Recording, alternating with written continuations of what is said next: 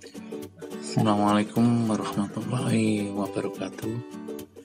Selamat pagi anak-anak, kita berjumpa kembali pada pagi hari ini dengan pelajaran IPS ya. Kita lanjutkan pelajaran IPS pada pertemuan yang telah lalu ya. Sekarang kita akan membahas yakni tentang ASEAN ya, atau negara-negara ASEAN. Nah, sebelum kita mulai anak-anak, tentunya anak-anak masih ingat pelajaran pada pertemuan yang lalu, yaitu kita mengenal yang namanya bagian-bagian pada peta. Tentunya ini berhubungan dengan pelajaran hari ini. Baiklah, yang akan saya jelaskan di sini adalah negara ASEAN ya. Negara ASEAN ya. Indonesia adalah satu dari 11 negara Asia Tenggara. Letak Indonesia itu yang berada di antara dua samudera, yaitu Samudra Hindia dan Samudra Pasifik, dan dua benua, yaitu benua Asia dan benua Australia. Hal ini anak-anak memberikan banyak keuntungan bagi Indonesia. Indonesia adalah negara yang sangat besar untuk luas wilayah. Indonesia merupakan negara terluas ke-13 di dunia ya. Kalau anak-anak rajin membaca tentang pengetahuan dunia, di Indonesia itu merupakan negara terluas ke-13 di dunia dan pada urutan keempat dengan jumlah penduduk terpadat di dunia ya.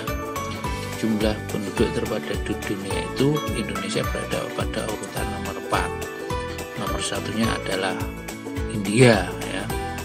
Yang kedua adalah Cina.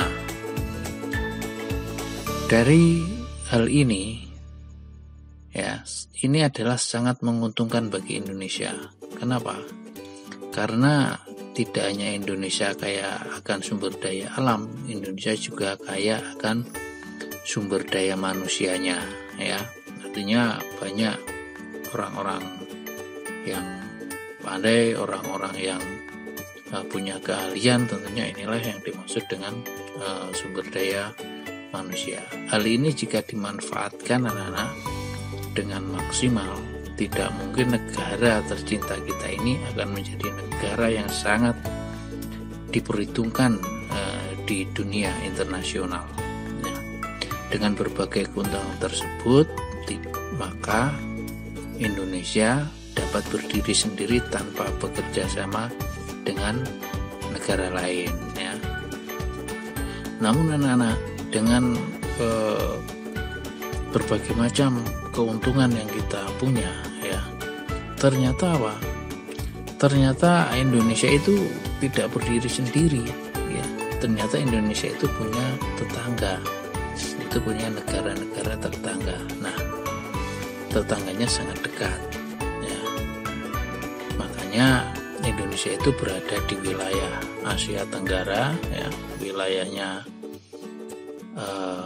cukup berdekatan dengan negara-negara lain. Nah, maka dikarenakan hal tersebut, maka sudah barang tentu persamaan nasib ya, nasib masa lampau, karena negara Indonesia adalah negara yang dijajah oleh Belanda, begitupun juga dengan negara-negara tetangga kita. Maka karena merasa senasib ini, karena sama-sama dulu pernah dijajah ya, maka Indonesia kemudian bergabung dalam perkumpulan negara-negara Asia Tenggara. Bahkan Indonesia termasuk negara yang memprakarsai organisasi tersebut berdiri. Nah, organisasi tersebut adalah ASEAN, adalah nama organisasi ya. Kalian sering mendengar istilah tersebut tentunya ya. Ya pasti ya, Anda sering mendengar istilah tersebut karena tanpa kita sadari kita adalah merupakan dari negara ASEAN itu sendiri ya. Nah, anak-anak untuk memahami lebih dalam apa itu ASEAN dan bagaimana peran Indonesia di dalamnya, mari kita mempelajari ya tentang negara-negara ASEAN. Nah, anak-anak, pernahkah ya kita berpikir bahwa negara Indonesia ini bertetangga dengan negara lain ya? Ternyata negara Indonesia bertetangga dengan negara lain baik perbatasan langsung maupun tidak langsung. Negara-negara itulah yang menjadi tetangga kita yang masuk dalam satu kawasan, yakni kawasan Asia Tenggara. Oleh karena itu, karena kita satu kawasan ya, yaitu kawasan Asia Tenggara, maka kita perlu untuk mengadakan kerjasama di antara negara-negara Asia Tenggara tersebut. Nah, maka kerjasama di antara negara-negara tetangga ini disebut dengan ASEAN. Nah, ini adalah gambaran dari negara-negara tetangga kita, anak-anak ya.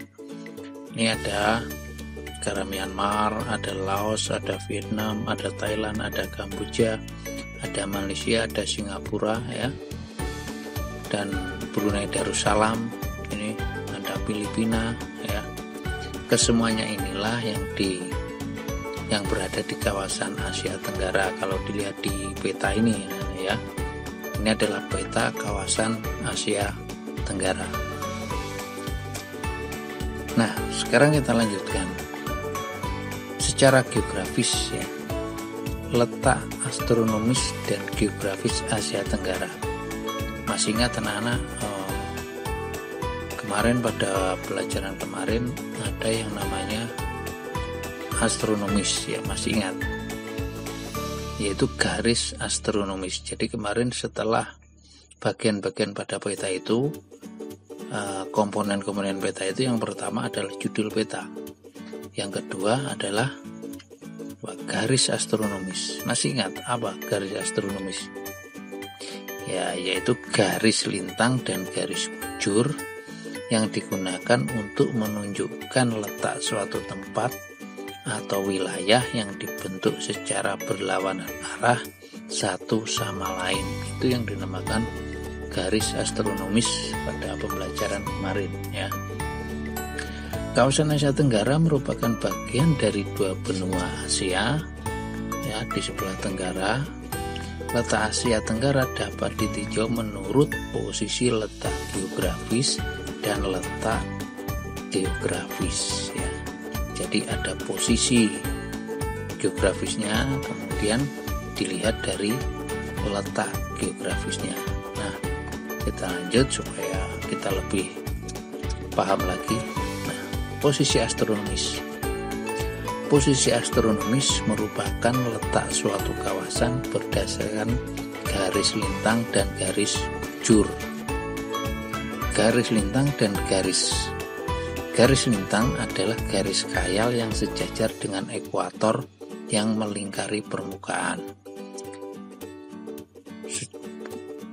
bumi secara mendatar. Jadi kalau bumi itu bulat, ketika itu dikasih garis-garis ya, dari atas ke bawah ya, kemudian dari melingkar. Nah, ini yang dimaksud dengan garis lintang atau yang disebut dengan garis khayal. Garis bujur adalah garis khayal yang menghubungkan kutub utara dan kutub selatan ya, jadi dari utara kemudian ke selatan. Ini ditarik yang namanya sebuah garis yang saling berhubungan, serta membentuk setengah lingkaran bumi.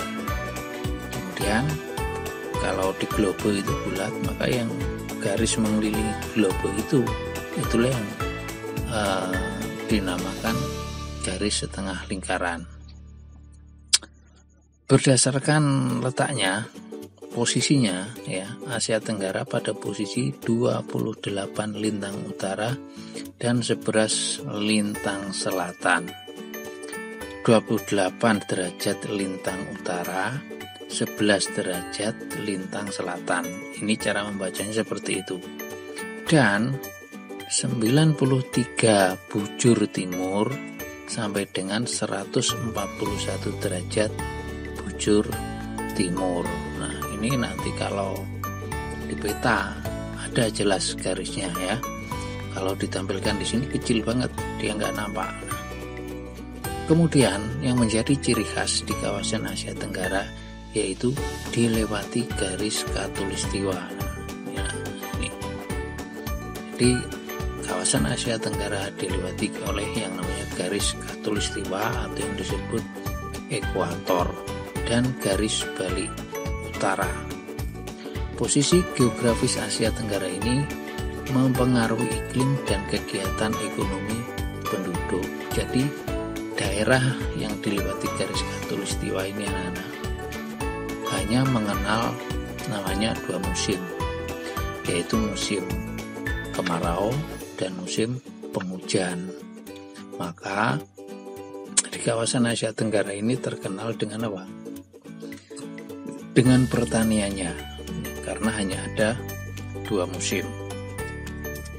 Selanjutnya, letak geografis. Kalau tadi posisi secara geografis, sekarang letak geografis. Letak geografis merupakan letak suatu kawasan dilihat dari permukaan bumi sebenarnya atau ditinjau dari kawasan sekitarnya berdasarkan letak geografis. Asia Tenggara berada di antara benua Australia dan daratan utama, benua Asia serta Samudra Hindia dan Samudra Pasifik. Nah, jadi kalau dilihat secara nyata, dipotret dari atas, maka letak Indonesia itu ya, dia berada di antara 2 benua, yaitu benua Australia ya dan benua Asia. Serta dia terletak di antara 2 samudra, yaitu Samudra Hindia dan Samudra Pasifik. Baik, kita lanjutkan. Untuk lebih jelasnya, anak-anak bisa lihat ya peta Asia Tenggara. Di situ sudah jelas ya negara-negara yang masuk di kawasan Asia Tenggara. Oke, kita lanjut. Ya, ini sejarah ASEAN. Nah, negara-negara di kawasan Asia Tenggara tergabung dalam organisasi ASEAN. Berdirinya organisasi ASEAN atau dalam bahasa Inggrisnya Association of Southeast Asian Nation ya. Sebelumnya diawali dengan adanya pertemuan 5 menteri luar negeri dari negara-negara Asia Tenggara. Kapan itu? Yaitu pada tanggal 5 sampai 8 Agustus 1967 di Bangkok, Thailand. Jadi negara Thailand itu mempunyai ibu kota, ya, ibu kotanya namanya Bangkok. Nah, anak-anak, dari pertemuan tersebut diperoleh kesepakatan untuk mendirikan organisasi kerjasama yang diberi nama ASEAN. Nah, ini adalah sejarahnya, kapan berdirinya negara ASEAN, kemudian di mana ya, kemudian siapa saja pendiri negara-negara ASEAN tersebut. Ya. Jadi pendirinya di situ adalah para menteri luar negeri ya, yang mewakili negaranya masing-masing. Mereka berkumpul, kemudian mereka bersepakat ya untuk mendirikan organisasi kerjasama antar negara Asia Tenggara yang diberi nama ASEAN. Menteri luar negeri yang ikut atau mewakili negaranya untuk menandatangani deklarasi Bangkok pada tanggal 8 Agustus 1967 dari Indonesia diwakili oleh namanya Adam Malik ya. Kemudian dari Singapura diwakili oleh Sinnathamby Rajaratnam. Kemudian dari Filipina diwakili oleh Narcisco Ramos. Kemudian dari Malaysia diwakili oleh Tun Abdul Razak dan Tanat Koman dari negara Thailand. Nah, ini adalah foto mereka pada tahun 1967 ketika mereka bersepakat untuk mendirikan negara ASEAN. Nah, inilah anak-anak daftar dari negara-negara ASEAN hingga saat ini, ya, yaitu kalau dilihat dari tabel ini, nah ada yang namanya negara pendiri dan juga ada yang namanya anggota. Ini dilihat dari sejarahnya, tadi 5 menteri tadi dari Indonesia, Singapura, Filipina, Malaysia, Thailand, mereka termasuk adalah apa? Mereka adalah termasuk pendiri berdirinya negara-negara atau organisasi kerjasama antar negara Asia Tenggara yang disebut ASEAN. Kemudian ada Brunei Darussalam yang bergabung pada tanggal 27 Januari, ya. Kemudian Vietnam 28 Juli 1995, kemudian Laos, ya. Kemudian Myanmar, kemudian Kamboja. Ada satu lagi sebetulnya anak-anak, ya ini Timur Leste, ya. Timur Leste itu adalah negara dulu itu adalah bagian dari Indonesia. Dulu namanya Timur Timur. Semenjak mereka melakukan referendum atau jejak pendapat, mereka memisahkan diri dari Indonesia, maka dia berganti nama menjadi Timur Leste, ya. Itu nanti akan pada kesempatan nanti akan kita bahas, ya. Kita akan membahas tentang 10 negara ASEAN ini. Nah, itu tadi adalah sedikit sejarah tentang berdirinya ASEAN. Nah, sekarang tujuannya, tujuan berdirinya ASEAN, ya, yang berdasarkan deklarasi Bangkok pada pertemuan 5 menteri tadi, tidak lain dan itu bukan adalah tujuannya yaitu mempercepat pertumbuhan ekonomi, sosial, dan budaya di kawasan Asia Tenggara, kemudian meningkatkan perdamaian dan stabilitas regional di kawasan Asia Tenggara.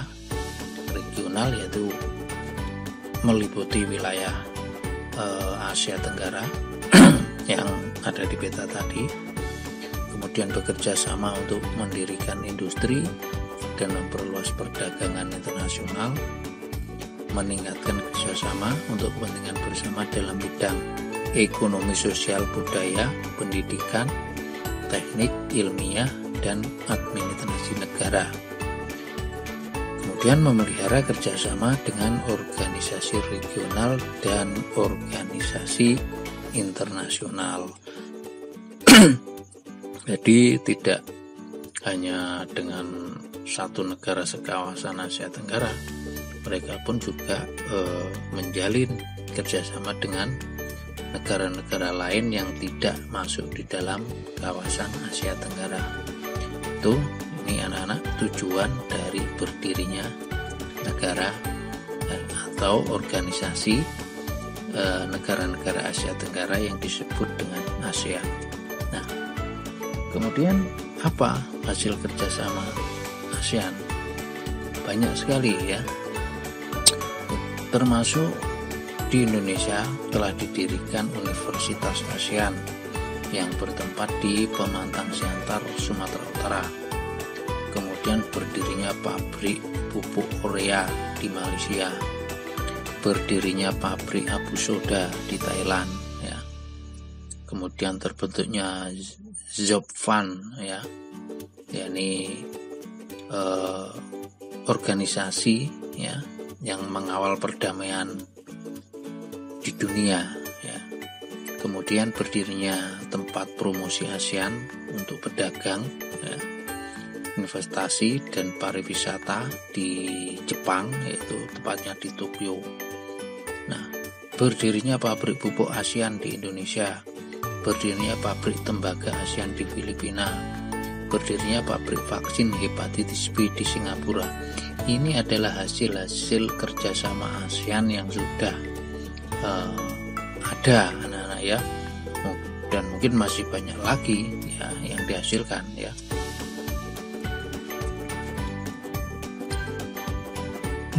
Demikian anak-anak yang bisa saya sampaikan untuk pertemuan pada pagi hari ini ya. Selanjutnya nanti seperti biasa anak-anak berlatih di classroom untuk mengasah kembali tentang materi yang sudah disampaikan pada pagi hari ini. Nah, demikian anak-anak, sampai ketemu lagi di pembelajaran video-video berikutnya. Saya akhiri. Assalamualaikum warahmatullahi wabarakatuh.